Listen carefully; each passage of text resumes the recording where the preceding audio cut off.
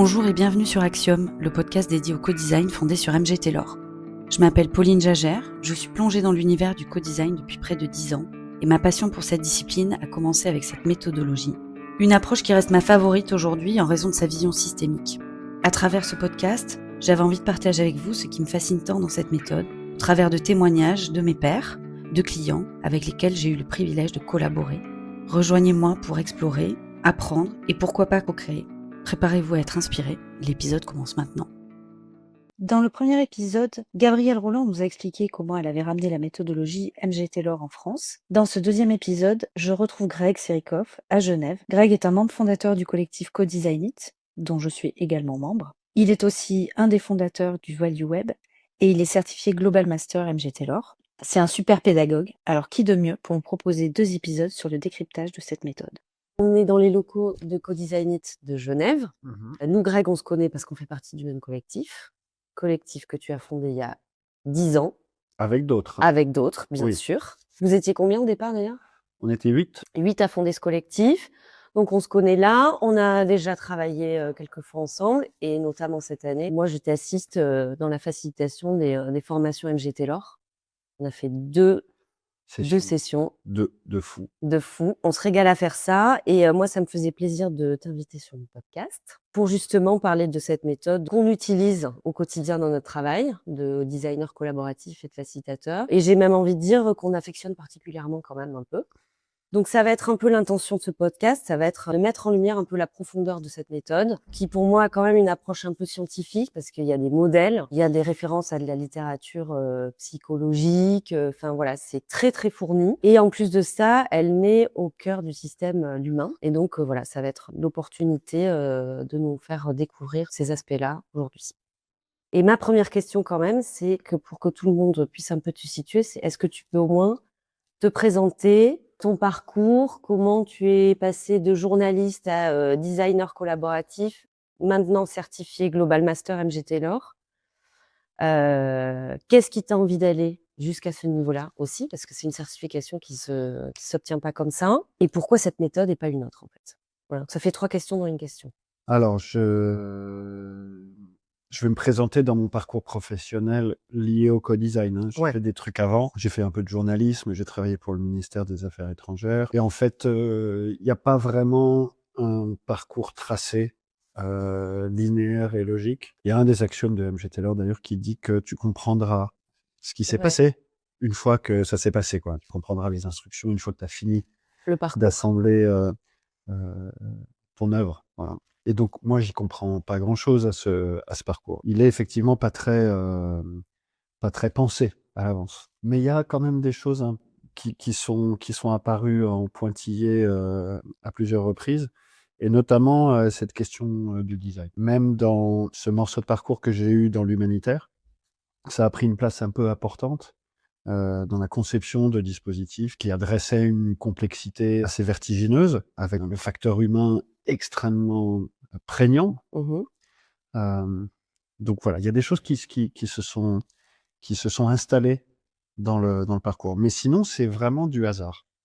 Alors on parle de sérendipité, quand c'est pas très modeste de dire ça parce que tu te prépares à ce que les choses arrivent. Mmh. Et quand elles arrivent, t'es prêt. Je sais pas si j'en étais là, mais en tout cas, j'ai eu de la chance, plusieurs moments dans ma vie.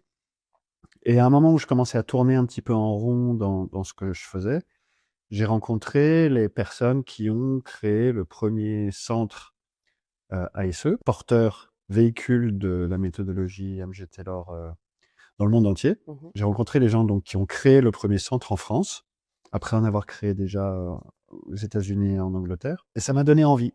Parce que je me suis dit: «Il se passe quelque chose». Il y a un petit côté, c'est là où ça se passe, avec, beaucoup de rêves, beaucoup d'ambition et beaucoup de rigueur aussi. Beaucoup d'envie d'aller au bout des choses et de les faire vraiment bien. Et ça partait en France de zéro, quoi, hein, les personnes qui ont monté ça, notamment Gabriel que tu as interviewé Ouais, aussi dans un tout de à fait. tes podcasts et que je salue. On fait venir, le meilleur des praticiens, de l'international pour venir former, en France. Et voilà, j'ai doucement intégré ce réseau en commençant, par le tout début et puis, au fur et à mesure des projets, au fur et à mesure des des arrivées, d'apprendre, de comprendre et puis, s'immerger dans des mondes que je connaissais pas du tout. Alors déjà le monde de l'entreprise, je le connaissais Ouais. pas ou très, très mal. Le monde, du conseil, puisque ça se passait tout ça, dans un environnement de conseil, même si nous on faisait pas à proprement parler du conseil, qui est un univers en soi, hein, avec tout un ensemble de codes, de règles, de pratiques, de réflexes à acquérir. Et puis la complexité des organisations, des affaires, des transformations auxquelles étaient confrontés donc les gens qu'on accompagnait. Et sans devoir nous-mêmes porter de solutions, on devait quand même, heu, naviguer dans cette complexité-là. Voilà, donc beaucoup, beaucoup, beaucoup, beaucoup de choses, nouvelles à découvrir et à apprendre. Et voilà, j'ai fait mon petit chemin là-dedans avec, une particularité de cette approche MG Taylor qui est que ça s'appuie sur, des leviers très différents avec des disciplines professionnelles qui sont aussi très différentes. Alors, on peut parler de la gestion, de l'espace, on peut parler de gestion de la connaissance, on peut parler de visualisation, de musique, de vidéo, de photo. Voilà, toutes ces disciplines, elles sont mises en jeu pour créer des expériences collaboratives, très, très fortes, très condensées sur, des périodes de 2 ou 3 jours pour résoudre des problèmes vraiment complexes à l'échelle d'une entreprise, parfois d'une multinationale. Et donc ça m'a permis de pratiquer, de découvrir des millions de choses dans ces disciplines différentes et de comprendre, très, très vite, puisque ça, c'est un des fondamentaux, et on y reviendra, on va en Mmh. parler plusieurs fois là. Mais c'est vraiment un des fondamentaux de l'approche qui est que, tout fait système. Et ça, de l'éprouver vraiment au quotidien et de façon très, très intense parce que c'était un engagement plein, hein, on était vraiment à fond, vraiment à fond. De l'éprouver à chaque instant, dans, la collaboration d'équipe, dans l'accompagnement d'une collaboration de clients et de partenaires aussi avec les consultants et parfois d'autres parties prenantes. Et puis, la systémie aussi, non seulement des humains en écosystème, mais aussi la systémie des objets et des connaissances et de l'information. Voilà un peu, ce qui m'a, Attiré. attiré, ouais, et et en même temps, chamboulé complètement Ouais. pendant toutes ces années, dans ce réseau, incroyable. On a parlé de ton parcours, de ce que ça t'a amené, ce qui t'a attiré. Pourquoi toi, tu as voulu, pousser, enfin, de tous les praticiens que je connais, alors je les connais pas tous, mais tu fais partie de ceux qui ont vraiment poussé la maîtrise de la méthode jusqu'à être certifié Global Master. Il y en a pas beaucoup aujourd'hui qui ont cette certification-là. Qu'est-ce qui fait que toi, tu as eu envie d'aller jusque-là? Parce qu'en plus, c'est une certification qui est assez récente. Alors, bon, on est quand même une quarantaine, hein, Oui, dans le mais dans le monde, donc et c'est puis il y a beaucoup de gens qui ont le niveau, oui, mais qui sont pas allés à la certification ouais, parce qu'ils en éprouvaient pas forcément le ouais. besoin. Pourquoi? Alors déjà, je pense que c'est parce que, je suis un peu buté, hein. Je suis un peu, têtu, déterminé, ouais, voilà, Ouais, déterminé déterminé, ouais. et que j'aime bien aller au bout des choses et puis ça correspondait alors c'est récent, hein, cette Ouais, certification. Ça correspondait à un moment où, j'ai commencé à douter. ouais. J'ai vraiment commencé à douter parce que, bon, j'ai grandi dans cette approche-là. Je me suis ouvert, beaucoup, au design de façon générale, Mmh mh. notamment, avec Ico Grada, à un moment dont je suis devenu secrétaire général, et puis à plein d'autres, approches qui m'ont passionné, que j'ai explorées, pas toutes, avec la profondeur qu'il faudrait, mais, quand même, et de mixer ça dans ma pratique. Mmh. Et puis aussi dans mes enseignements, puisque j'enseigne pas mal. Et puis, voilà, il y a ce moment où j'ai commencé à douter et à me dire: «C'est étonnant, mais plus ça va, plus je me sens fragile dans ma pratique». Ouais. Et c'est pas alors c'est peut-être salutaire, hein, parce que, ça veut dire qu'il faut réinventer, ça veut dire qu'il faut, chercher, expérimenter des nouvelles choses. Mais cette course permanente à, au dernier truc Mmh. qui se fait, qui sort, c'est aussi, vain, hein, Ouais. et ça peut rendre les choses aussi très, très superficielles. Et donc je me suis demandé ce qui me manquait et en fait, j'ai réalisé au travers de conversations, que j'avais drôlement besoin de revenir aux sources. Ouais. De revenir à ce qui m'avait, fait solide.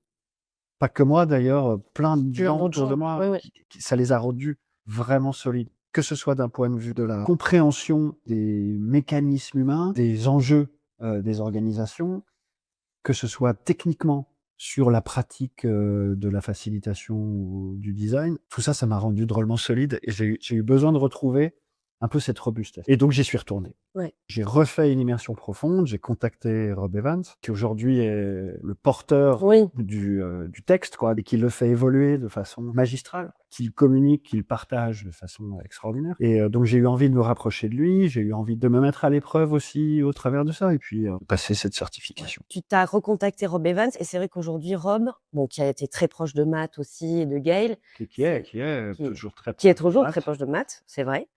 Il a eu cette, ouais, c'est presque du courage hein, de documenter et donc d'écrire ce fameux collaboration code qu'on voit juste là derrière, qui recense en fait tous les aspects de la méthodologie, qui se repose donc sur les modèles, les modules et les patterns. Alors on va laisser les modules de côté parce que c'est vraiment les outils pour designer un atelier, etc. Et c'est pas trop l'objet du podcast là. Mais moi, ce qui m'a frappé en fait en découvrant ces 3 tomes, bon, modèle évidemment, on se jette dessus parce que ça vient dézoomer et expliquer énormément de choses. Ça vient mettre du sens où parfois on fait des choses avec de l'instinct. Enfin, moi, j'ai commencé le métier comme ça et ça vient remettre vachement de sens en fait sur tout ce qu'on fait.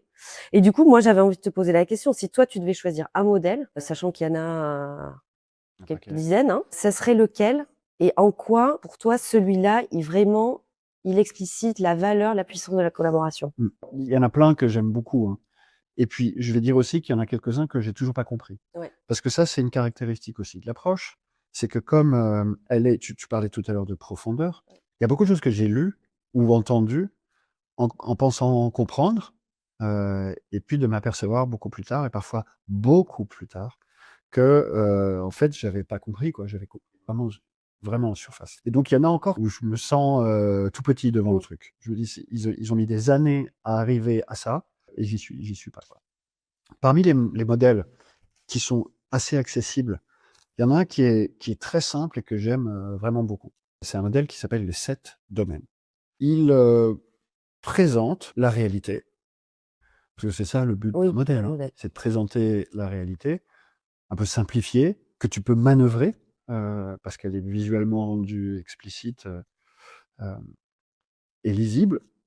Donc ce modèle présente la réalité, en fait, en disant, voilà, il y a un certain nombre de domaines dans lesquels on peut finalement distinguer ce qui nous environne, de manière à pouvoir gérer ça un peu plus facilement. Alors, par exemple, dans tout projet, dans toute initiative, dans toute démarche, mais même dans toute organisation, on va trouver un environnement physique, voire un environnement virtuel. Ouais. On va trouver des outils techniques. On va trouver des modes de transmission du savoir. On va trouver des modes de gestion. Voilà. Je vais pas faire le modèle en entier, mais juste pour dire que il est drôlement bien fait, parce qu'en fait, quand on considère un truc un peu complexe, on arrive assez facilement à superposer le modèle des 7 domaines et à mettre les choses à leur place, de manière à mieux comprendre de quoi il s'agit. Donc ça, c'est niveau 1.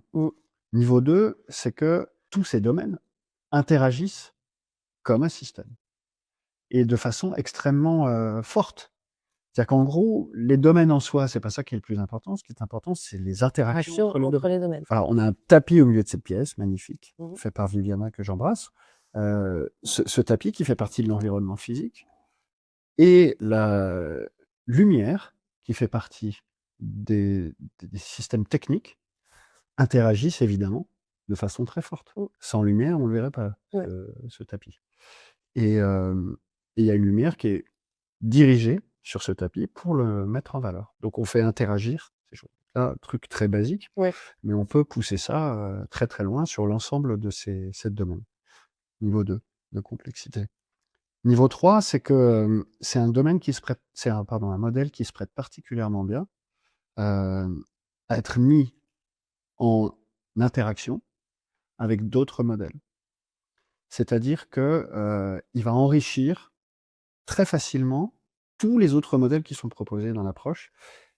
Et au-delà même des modèles qui sont proposés par l'approche MG Taylor, prends n'importe quel modèle qui traîne comme le SWOT, hein, force, faiblesse, opportunité, menace, superpose-le en matrice avec le modèle des 7 domaines et ça va être incroyablement instructif. Très facilement, tu vas dire: «Ah ouais, tiens, il manque quelque chose là, il y a un truc que j'avais pas vu là. En fait, c'est pas si simple ici. Il y a peut-être un nœud là, Tel endroit, à tel endroit et donc il y a un point de vigilance là-dessus et peut-être qu'il faudra consacrer un moment du temps collaboratif qu'on organise à ce point-là parce j'ai l'impression que, qu'il y a quelque chose à débloquer ici». Voilà. Donc c'est pour ça que ce modèle, il est, accessible, immédiatement actionnable et c'est pour ça aussi que je l'aime beaucoup, c'est parce que, il y a pas besoin, d'années Oui, de pour le comprendre. voilà, Ouais. pour le comprendre et pour pouvoir l'utiliser. Je voulais revenir sur, une petite chose que tu as dit tout à l'heure en introduction à ta question. Tu as parlé de scientifique Oui, pour l'approche, oui. MG Taylor et moi j'aime bien que tu dises ça. Ça me propulse en fait dans les lumières, dans cet effort encyclopédique, d'embrasser la connaissance utile et de le faire avec rigueur et avec respect sans idéologie, Mmh. pour aller au bout des choses et pour pouvoir pousser plus loin donc la connaissance. Et ben pour moi, MGT et le Collaboration Code, c'est un effort encyclopédique. Il est aussi scientifique que humaniste. Il a une vraie ambition de, réinventer la façon dont on construit nos relations, dont on construit nos vies, dont on interagit avec cette planète. Voilà, c'est très universaliste comme tentative Mmh. et c'est pour ça que aussi je suis très Ouais. attiré. Voilà, c'est la fin de cette première partie sur le décryptage MG Taylor. On se retrouve très vite pour la suite. Ce podcast, vous le savez, je l'ai imaginé comme un espace de respiration et de réflexion autour du design collaboratif, un endroit où l'on peut prendre tout simplement le temps de comprendre comment on travaille ensemble, comment on décide et ce que cela transforme concrètement dans nos organisations. Si ce que vous avez entendu ici fait écho à vos propres questions, à vos expériences ou à vos enjeux, je vous propose de prolonger la conversation. Et pour ça, vous pouvez me contacter directement sur LinkedIn. Je serai très heureuse de prendre 30 minutes pour échanger avec vous. Peu importe le champ d'application du design collaboratif, ça peut être d'un point de vue métier, sur la formation, le coaching ou encore une situation que vous traversez. Pour moi, ces échanges nourrissent très profondément mon travail et ma réflexion et sont souvent le point de départ de nouvelles explorations. Donc je vous attends. Merci encore pour votre écoute et à très bientôt pour un prochain épisode.